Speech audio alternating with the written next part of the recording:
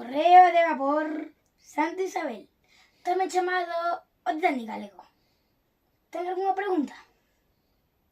Sí, cales foron as 4 chicas que salvaron as persoas? Josefa Parada, de 16 anos, María Fedez, de 14 anos, Cipriana Oujo, de 24 anos, e Cipriana Cruxeiras, de 48 anos. ¡Hala! Canto sabes? A ver si podrías contestarme a esta pregunta. Quen foi a primeira persona en contestarlle a xente que había un barco que estaba afundendo? Pois a primeira persona en enterarse diso foi o fareiro, que alertou a toda a aldea. ¡Hala!